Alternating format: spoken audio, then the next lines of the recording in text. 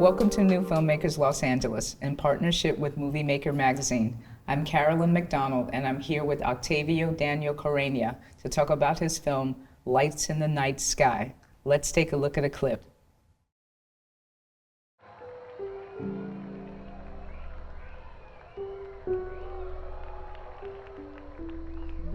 Hoy pensé en ti. Me llegó de golpe. Así nomás. A veces me cuesta entender cómo fue que cambiamos tanto. El miedo que dejaras de ser mi hermana Lárgate. se hizo realidad. Ayuda a su casa. Ándale. Adiós. Crecimos.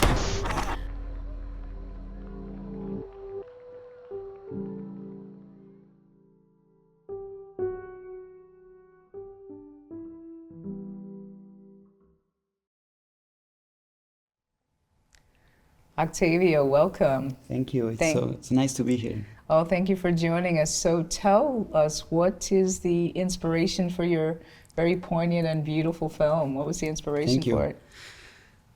Sometimes stories come from different places. And this one in particular, it has like a lot of starting points all over the place. The first one, the most urgent one, I think, is that we in Mexico, we have a kind of pandemic, which is we have a lot of missing people. Yes. A lot of missing people. There's a lot of reasons for that, but it's in the past 10 years, it has become like a very dangerous place. So I grew up in this context, right? So it's very hard for us to grow up in a society where maybe if you go out one night to go with your friends or go partying, you won't get back. So it's very difficult because you are still like a young person, and then you need to have friends and to go out, and Right, sure. it's complicated. So a lot of the Latino culture, it's a very family-centric culture, right? So then our dads and moms, they don't want us to go out into the night. And I grew up in this context. So I saw my sisters, I have two sisters, being afraid of going out, but they also wanted to go out. And then my parents saying to both of them, like, you shouldn't go out because it's dangerous. And I was in this like very uncomfortable middle ground in which I understood my parents, but I also understood my sisters. So I was like a talking bridge between both sides, right? Like, no, you should let my sister go to that party, and then I go with my sister, and please be home early, keep us posted about how's everything going. But it was incredibly difficult. So. And that's one of the starting points creatively. The other one, I'm a screenwriting professor in the University of Guadalajara, in the film school, and I always keep saying to my students that you shouldn't do this when you write a screenplay, you shouldn't do that. And then one day I said, well, maybe, what if I'm wrong? And what if I can put this very big story, because it's a big story, it's a coming-of-age family drama, in a 15-minute short film. And I deeply believe that when we are artists or creative people, every time we do something, like a short film or a feature film, if you write a novel, if you... anything, that project should be a thesis on what that project, what the medium can do in that format. Okay. That's something that I deeply believe in. So I said, well, this is a short film, but I want it to be a different kind of short film. I want this film to tell this very long story that goes across 15 years. And then I wanted it to feel like a memory.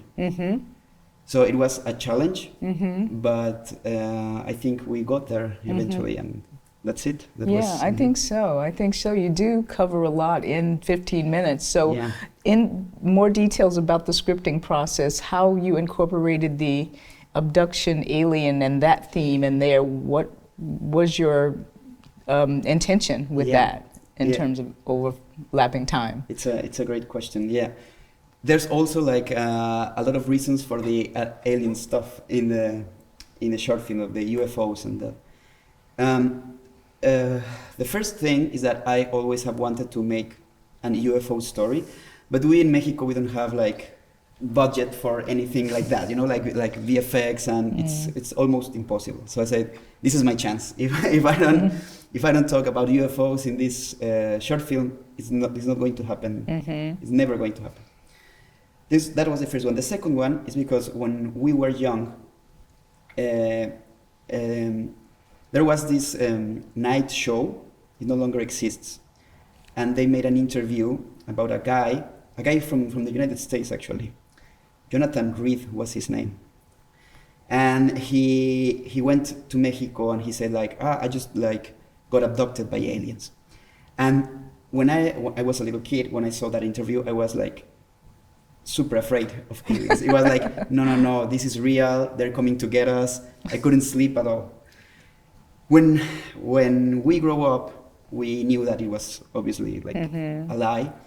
And you said, well, there's nothing scary in the night. But as you grow older, you know that there are a lot of scary things lurking in the dark. So then the fear just transforms. So that is why I also put the UFO element into it.